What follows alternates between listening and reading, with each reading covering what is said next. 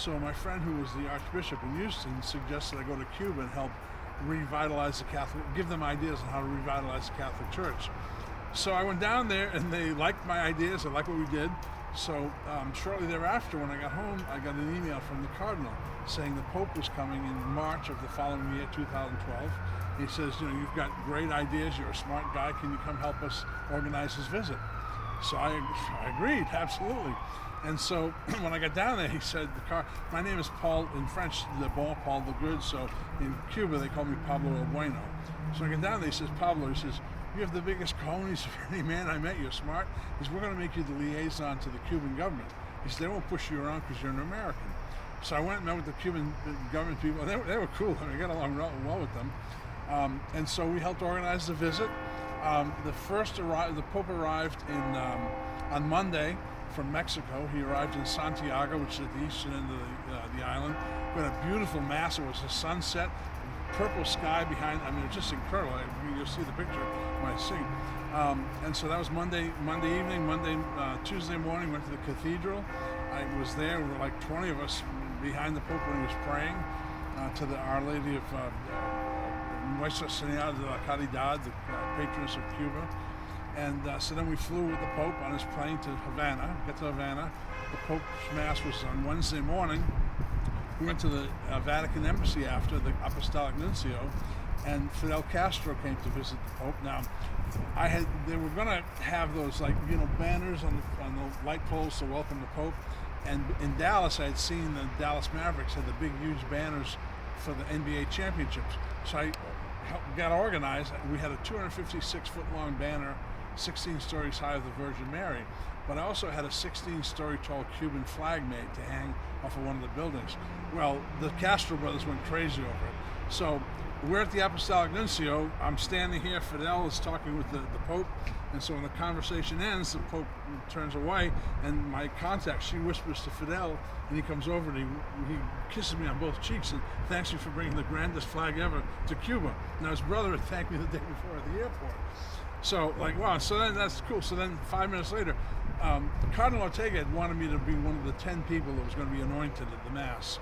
But it was like 9 little Cubans and me. And I said, look, I look like the big dummy who got held back in the 6th grade. And I said, the media is going to say, they want to know who I am and so I'll detract. So I said, don't worry about it. I don't need to, you can anoint me.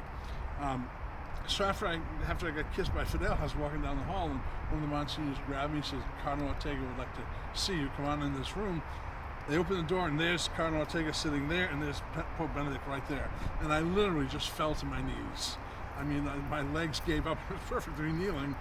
And I started crying, and Cardinal Ortega says, Pablo, he says, we're not going to let you go unanointed. So he said, hold out your hands.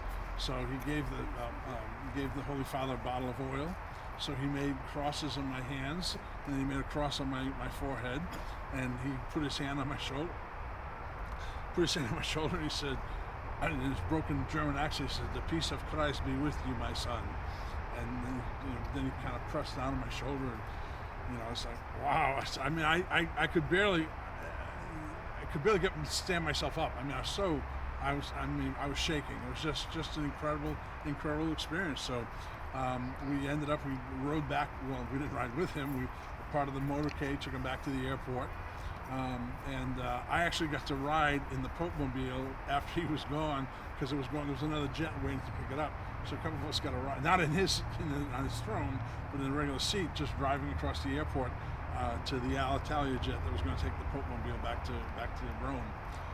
And that night we had a big celebration, big party. I mean, we had like over 300 volunteers and 6 roast pigs, about 1,000 bottles of beer, 100 bottles of Cuban rum, and just celebrated. And everybody's coming up to me saying, Pablo, we heard. I mean, they wanted to touch my shoulder. People said, Pablo, where did he touch my shoulder? Touch you. Your hands. He did your hands. I mean, it's just funny. Cardinal Ortega, who's now passed away, I mean, we became so close. And so when the Pope returned to Rome, that's when the Vatican announced. He was very frail in Cuba. In fact, they had people ready to catch him if he fell down the stairs coming down the plane. And both masses, there was a huge staircase with an altar. Well, they ended up building ramps for the Pope Mobile to drive up behind the altar. So when they got back, they announced that he wouldn't be traveling anymore. He was retiring, or not that he was retiring, but he was no longer be traveling. So, and I mean, God bless him, 95 years old. We should all be so lucky, right? So it was because of the personal connection. And I got up this morning at 3:30. The Vatican isn't like FIFA; they don't operate on U.S. time. So the Mass was at 3:30 this morning. I watched it, and my surprise was to see Pope Francis in a wheelchair. So I'm guessing, who knows? He might be the next Pope to retire, because where the papacy is today in the Catholic Church. I mean, they've got Facebook, they've got Twitter, they've got. So I'd like to see. In fact, my friend Cardinal DiNardo from Houston, I'd love to see him be the first American Pope. He's young, dynamic. So I think it would be great to see a younger, more active Pope who could kind of help re-energize the Catholic Church worldwide, like we did in Cuba.